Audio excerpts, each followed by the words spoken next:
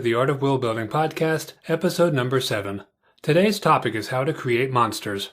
This includes talking about how they differ from animals and species, how to make their origins interesting, their motivation, and more. This material and more is discussed in Chapter 5 of Creating Life, Volume 1 in the Art of World Building book series. Do you want practical advice on how to build better worlds faster and have more fun doing it? The Art of World Building book series, website, blog, and podcast will make your worlds beat the competition. This is your host, Randy Ellefson, and I have 30 years of world building advice, tips, and tricks to share. Follow along now at artofworldbuilding.com. We all know what a monster is, but we might also be creating a species or animals, so let's try to be clear about the differences. The term implies something harmful, unnatural, or morally objectionable, whether that's a physical deformity or a psychological one. Storytellers have created monsters to get across one of those ideas, usually as a warning. In other words, traditionally, monsters weren't there simply to be killed by our heroes, although this is often something we see in science fiction and fantasy. The storytellers of old usually approached it that way, but in our modern times, it seems like people often create monsters just to have something for our hero to kill. While there's nothing wrong with that, it almost suggests that there are two kinds of monsters. Those that have nothing interesting about them other than the fact that they're scary, and then those that are representative of some evil. It's arguably harder to create the latter, which is probably why a lot of modern storytellers don't bother. While there's nothing wrong with this, be aware that you could do more with your monster if you have a mind to create something that is morally objectionable. We can do that by having the monster represent something.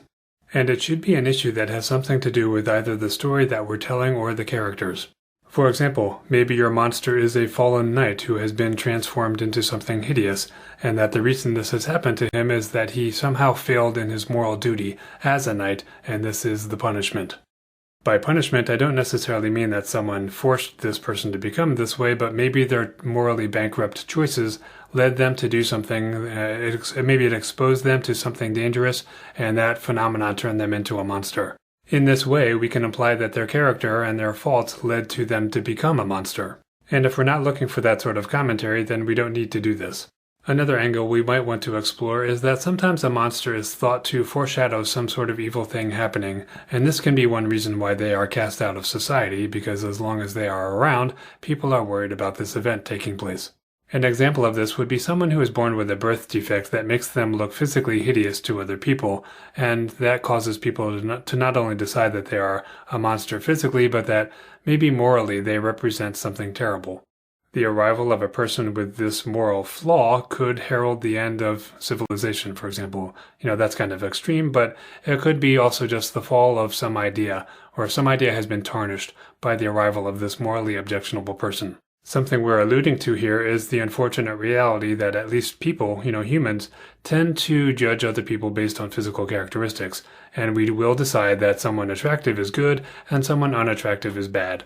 Psychologists have actually done studies proving that people do indeed associate the appearance with good character.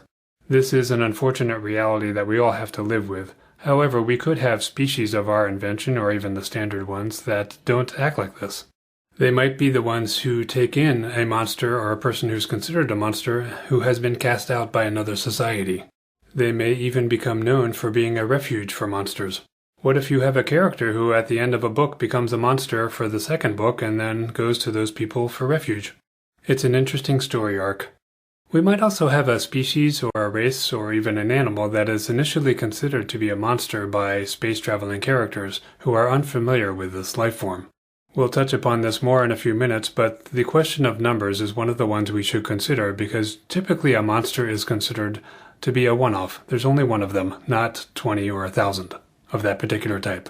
So we could have a scenario where the space travelers encounter just one of them and think, oh, it's a monster, and then in time they find out, no, it's not, it's actually an animal or a species. This brings up another subject, and that is the word sentient. The definition of this word is the ability to sense, feel, and experience, which means that any animal is technically sentient, but in science fiction and fantasy, the word is often used to imply that someone or something either does or does not have human-like mental capabilities. This isn't really what the word means, but since you're probably familiar with that if you've heard of it at all, we're going to go ahead with that understanding of what the word sentient means throughout the rest of this episode if it comes up. Let's talk about the difference between a monster and a species. The main difference is arguably the mind. We don't expect a monster to have a philosophy or a culture or a society. In fact, there's usually only one of them. And we tend to think of these issues as things that distinguish humans from animals. Monsters are often considered to be much closer to animals than to humans. And I say humans here, but in the context of fantasy and science fiction, that includes any of the so-called sentient races, like, elves and dwarves. A monster isn't going to have its own language either, because of course if there's only one of them, then it doesn't have a need to develop a language at all, not to mention one to communicate with others of its kind when those don't exist. If it can speak at all, it's going to be one of the languages of another species. The lack of others is also why it's not going to have a society or a culture, because of course that implies there's more than one. While the mind of a monster is typically considered quite limited compared to those of humans, there's no reason we can't have an intelligent monster, and in fact, Dracula is one that comes to mind. But the thing about Dracula is that he was once a human. This is where his intelligence originates, and it has not been dramatically reduced by having become what we consider to be a monster. Whatever transformation he underwent did not cause that problem. But that's not to say that we can't have that be the case. Zombies come to mind as something that is typically very stupid, and then when we have one that is slightly more intelligent, we consider that an aberration. Monsters are typically unsophisticated and are much like an animal that is essentially backed into a corner and wants to eat us for dinner or just because we came into their territory. We don't imagine that they are sitting around writing symphonies or great literature. In theory, they wouldn't be able to appreciate these either, but anyone can enjoy music, and then of course you have the example of Frankenstein's monster, which actually became educated enough to read a book, and if you ever read Frankenstein, Mary Shelley has all these passages in there where the monster is thinking a lot about its place in the world and what is it doing here, how did it get abandoned by its creator, and so it's a relatively sophisticated monster in the sense that it can actually read and understand philosophy. But most of us don't know that because Hollywood tends to take Frankenstein, his monster, and turn it into just something that's walking around moaning and groaning and trying to kill people, of course, maybe ripping their arms off. This is, again, the exception rather than the rule. And while we are generalizing here, we're trying to get a baseline understanding of what we mean by monster. While we might all know what that means, sometimes thinking about these things can make us think of exceptions that we can do for variety. Let's also talk about monsters versus animals and what the differences are. I mentioned this earlier, but I think the single biggest difference is numbers.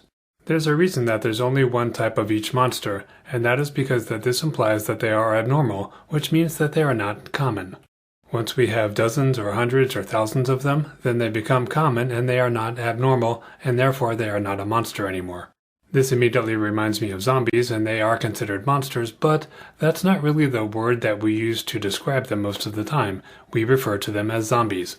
Maybe this is a technicality, but once we have more than one of them, we don't use the word monster to describe them. We instead have a name for the whole group of them, such as zombies. Zombies are certainly monstrous, but we don't use the word monster to refer to them. Think of it this way. If you and I were standing together, and a dozen zombies were coming toward us, and I said, "Oh look, it's a bunch of monsters," you would say, "No, it's not. They're zombies." In other words, zombie is more specific than monster. And one of the things implied by that specific word zombie is that zombies have predictable character traits. How do we know that they're predictable? Because there's more than one of them.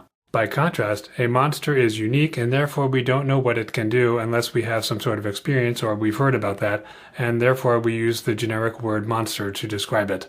You could almost say that monster is a fallback term if we don't know what else to refer to it by. Assuming for the sake of argument that zombies are real, the first person who would have run across just one of them would have probably thought it was a monster, but once they discovered that there were more of them and that they had shared traits, they probably would have come up with a name, and that name would be zombie. None of this means that we can't have two identical monsters. Now that might contradict everything I just said, but what if one event created more than one of them? Let's say you have a human that was exposed to radiation, or in this case, two humans. Now would that radiation cause the same mutation in both of them? There's no way to know. I'm not a geneticist, so I can't really do more than speculate, but it's certainly reasonable to conclude that it might cause two different mutations, resulting in two different beings. The result is two different monsters. But let's say there are two that are identical, and let's also say that they can reproduce. Once they start doing so, they start to move from the direction of monster into the direction of animals.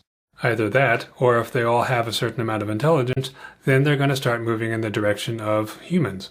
Why? Well, because they're going to start developing their own language and society and philosophy and all that other stuff. What this means is that we could have something that starts off as being basically a monster, but then eventually evolves into something greater than that. As world builders, we have license to do whatever we want, but at least this thought exercise gets you thinking about what you're doing. Let's take a quick break here and talk about where you can get more useful world building resources. Artofworldbuilding.com has most of what you need. This includes links to more podcasts like this one. You can also find more information on all 3 volumes of the Art of World Building series. Much of the content of those books is available on the website for free. And the thing that you might find the most useful is that by signing up for the newsletter, you can download the free templates that are included with each volume of the Art of World Building series, whether you have bought the books or not. All you need to do is join the newsletter. You can do this by going to artofworldbuilding.com/newsletter. Sign up today and you will get your free templates and you will never miss an update about what is happening in the great world of world building. We've touched on their origins a little bit, but let's focus on this more. We don't need to tell the audience where their monster originated, but the thought exercise can make them more interesting. The first question is whether they exist on purpose or by accident. Let's talk about accidental monsters first. In science fiction and fantasy, it's really easy to have our character come in contact with an advanced technology, an unexplained phenomenon, or even magic that turns someone into a monster. Many of our comic book characters come from such things. We don't even need to explain this sort of thing because people already accept it. We just say that someone ran into this and now they're a monster, and that's all there is to it. One thing we should consider is whether that phenomenon or whatever caused it is still around and is capable of producing more monsters, whether those are the same or different. If the phenomenon was short-lived, such as something like an explosion, then we're not going to have a recurrence of this, most likely. On the other hand, if the phenomenon is one that is perpetually located where it is, then it could produce more of them, unless we decide that it's in a really remote place, or that people realize it can do this and now there is some sort of protection around it so that people can't get there. If this source is perpetual but we don't want to have hundreds of these monsters, then this is one way of going around that. It also gives us the option to change our minds later and have another person become this sort of monster or a different variety. Typically, if we have an accident that results in a monster, that accident happened to a living entity, either a person or an animal. If an accident affected something inanimate like a broom, we don't consider the result to be a monster. In this case, I'm thinking of the Sorcerer's Apprentice, where the broom is doing its own thing. Do we think of that as a monster? No, we think of it as an animated object. But there's no reason we couldn't give it more features to make it more like a monster. And what would that feature be? Well, it depends, but basically we're talking about sentience again, the ability to think, feel, and experience.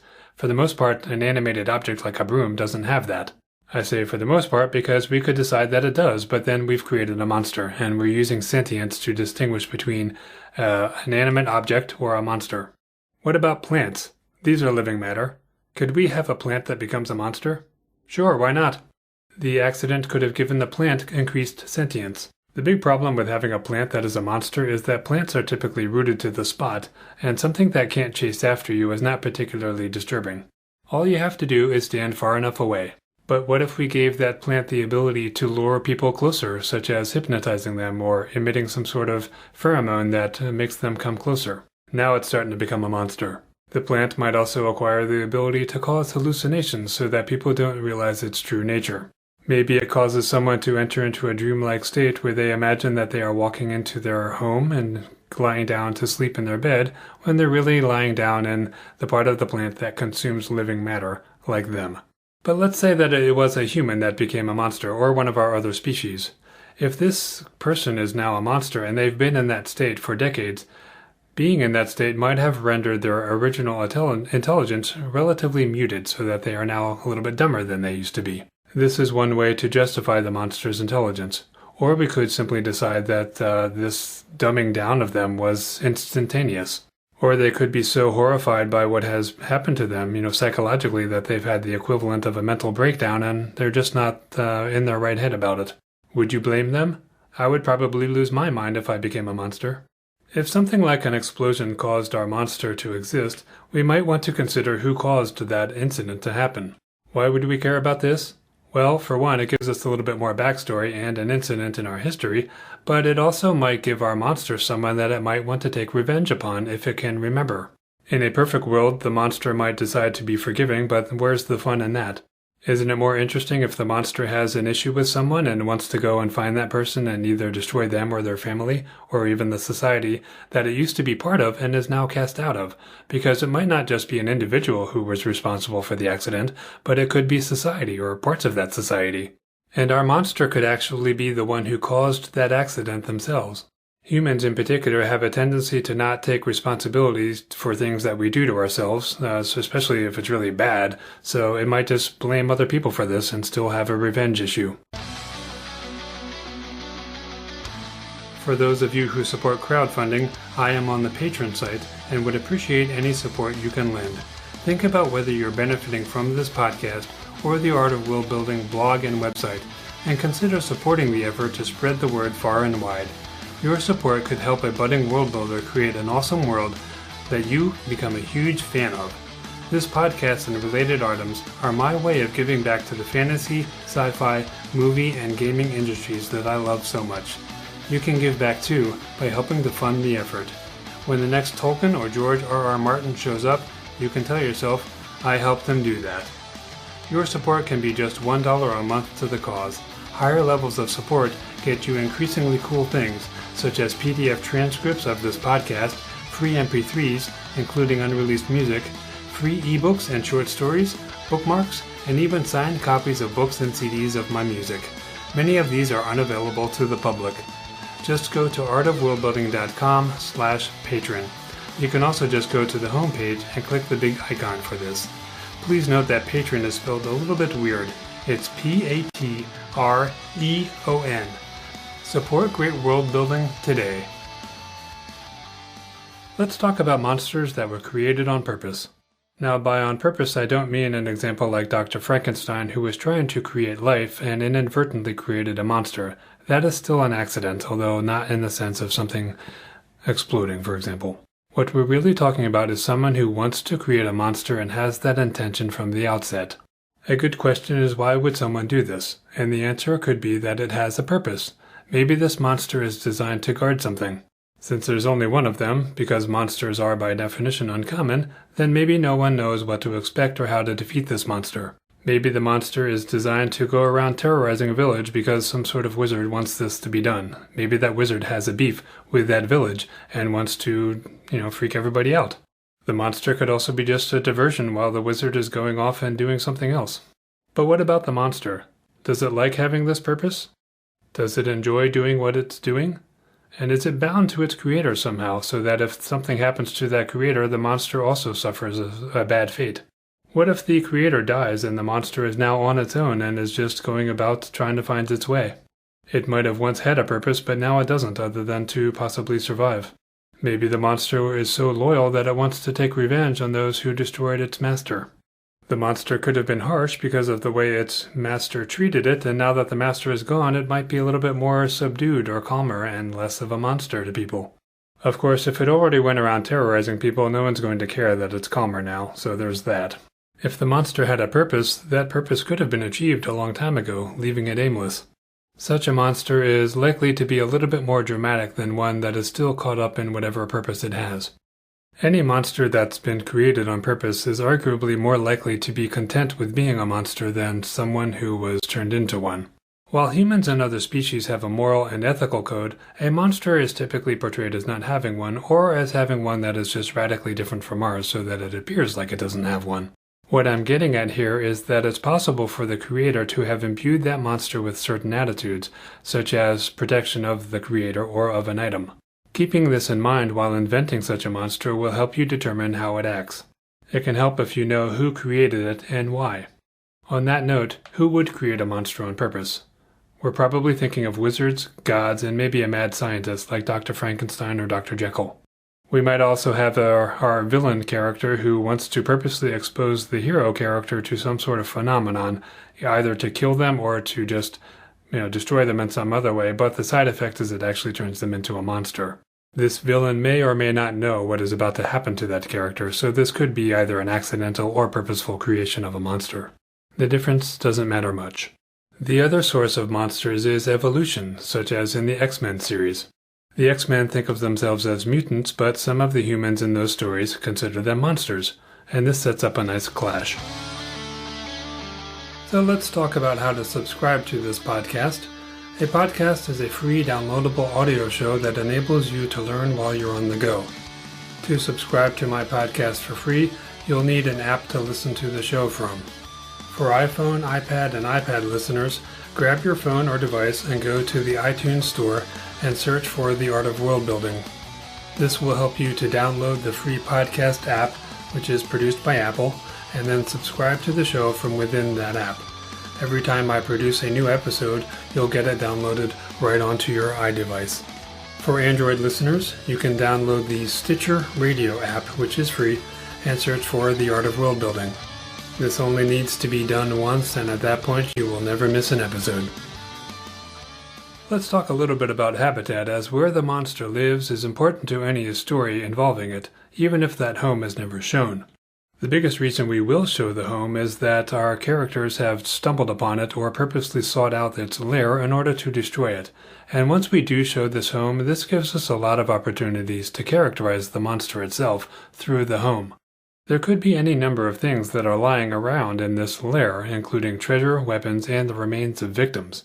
Those victims could either be animals or the other species. In both cases, but especially in the case of species, the monster could have been defending itself.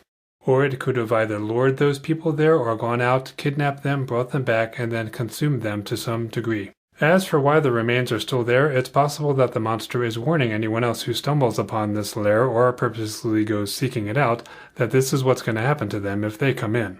It's also quite possible that the monster doesn't understand that disease can spread from these, or the monster is actually immune to any such diseases. Another issue is the stench that could result from this, and once again the monster might not care, but that stench could actually lure other creatures in there, or the species realizing, hey, there's something dead over that way, let's go check it out, and then of course they end up finding the lair, so the monster may or may not want to avoid this. Of course, it's possible that our monster doesn't have a lair.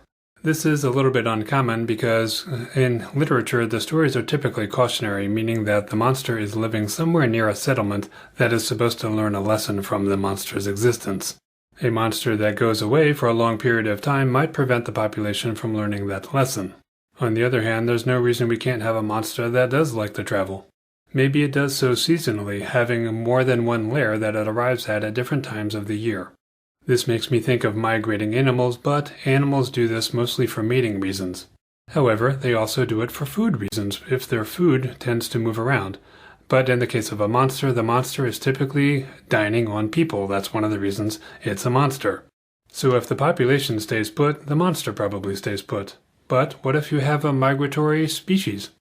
You may end up with a monster that also travels, whether it goes before they do or after they do. In worlds with magic or technology, there's no reason we can't have a monster who has acquired some other ability to get around. One of their victims might have had a magic ring that allows them to teleport, or there might happen to be a magic portal somewhere near their lair, or they can at least get to it with relative ease, and maybe no one even knows that this is there, but that's how this monster is getting around. As you might imagine, this could make that monster significantly harder to track. In some worlds, there's a kind of alternate reality that exists parallel to, the normal one, and where travel can happen at faster speeds. And maybe that land is where that monster exists, or that monster just has some access to that land and can get from one place to another in much faster time frames. I used that idea myself in my book The Everfiend, which you can download for free when you're joining the newsletter for The Art of World Building. Just check on the box for the fantasy fiction newsletter in addition to the Art of World Building one. Is the Everfiend a monster? Well, you're going to have to read the book to find out if there's more than one of them. In science fiction, we have another option for getting our monster from one place to another relatively quickly, and that would be technology. Now, magic and fantasy and technology and science fiction are pretty much the same thing. It's just that one of them has an explanation in a technical way and the other one doesn't. But the more interesting option here is the ability to use something like a spaceship. We don't normally think of a monster as having the mental capabilities to utilize a spaceship, but there's no reason it can't be. In fact, the ship could be something that is relatively easy to control, and it might even have something like autopilot settings. You just need to give your monster enough capability to command this ship, and then you're good to go. And this is a little bit easier if your monster has some ability to speak, or it has a telepathic ability, and there is a ship's artificial intelligence that can then do all the dirty work for the monster. This ship could essentially function as a home away from home. How does a monster acquire such a ship? Well, that's easy. The ship landed, and the monster killed the crew, and then it went on the ship, and away it goes. Let's talk a little bit more about a lair that is in a fixed location, because there's another point we want to bring up here. And that point is that usually monsters don't want anyone to find that lair. So the question remains, what do they do to obscure people from finding that lair? Does it go out of its way to avoid leaving tracks? Does it avoid leaving bodies? Does it purposely leave a trail, but that trail is a trap? There might be magical or technological devices that allow people to track the monster more easily. So does the monster have the ability to thwart those devices? If you're enjoying the podcast, please rate and review the show at artofworldbuilding.com/review. Reviews really are critical to encouraging more people to listen to a show they haven't heard of before, and it can also help the show rank better, allowing more people to discover it. Again, that URL is artofworldbuilding.com/review. The last thing we're going to talk about today is the monster's motivation. What does it want?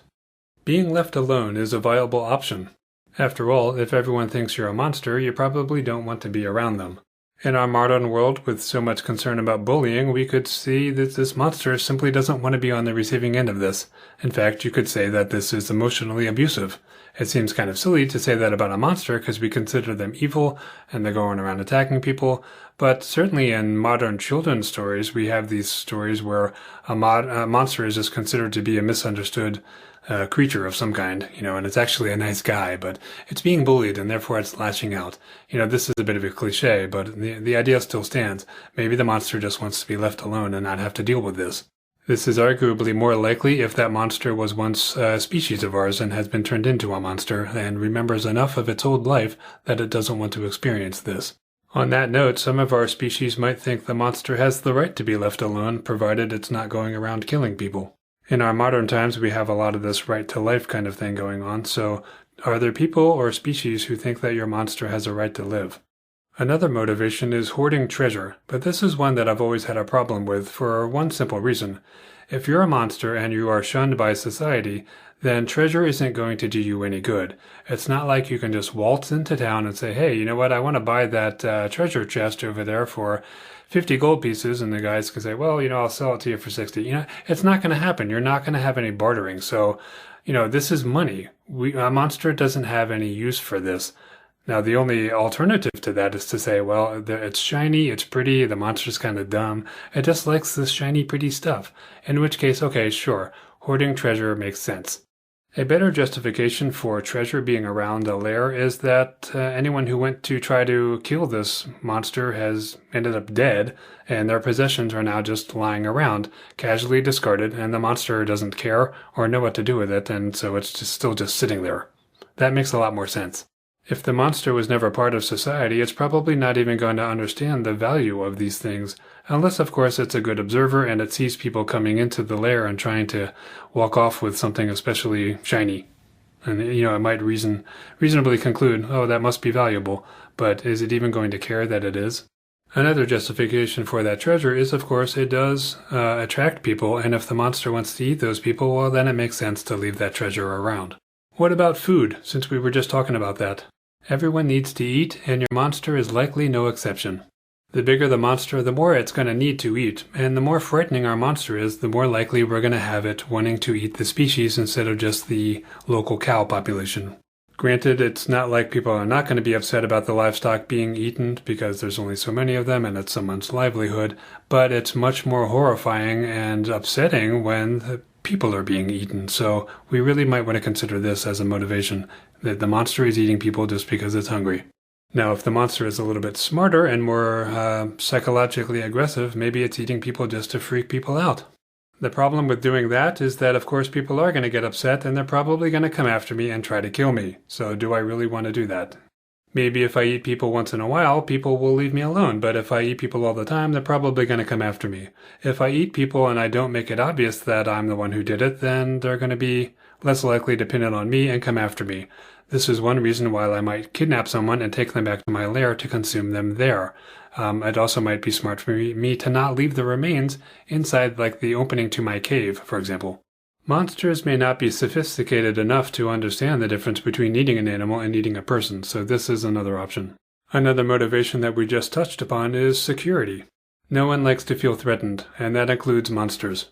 This could be one of the reasons why they attack. This is especially true if it feels that people are encroaching on its territory. Maybe it's been living out in the wilderness for 50 years, but then modern civilization is starting to chop down trees and other things and slowly encroach, and next thing you know, it starts attacking people. We might not think that a monster would be afraid of anything, but even the apex predators in the world, like a shark, they are afraid of something. They cautiously approach food, and if that food is acting, or potential food is acting in such a way as to be unpredictable or, not a sure kill, well then something like a shark will actually go away. In stories, we typically show monsters being largely unafraid of people, and these are people who are fully armored, or they've got incredible weapons and prowess, and they're going at it with this monster, but still the monster is coming on. So this is one way in which a monster is different from an animal. A monster is typically more aggressive and ferocious. It doesn't back down as easily. Another motivation we talked about earlier is revenge. I'm not going to touch upon it again here, though it is covered a little bit more in the book. And another subject we're not going to touch about in the podcast is the characteristics of our monster, such as its physical appearance and its skills, and how to make these more interesting and relevant for our audience. And as always, the chapter concludes with a section on where to start. Today we're closing out with Surreal from my album, Now Weaponized. You can hear more at randyellefson.com. Check out artofworldbuilding.com for free templates, and please rate and review the show on iTunes. Thanks for listening.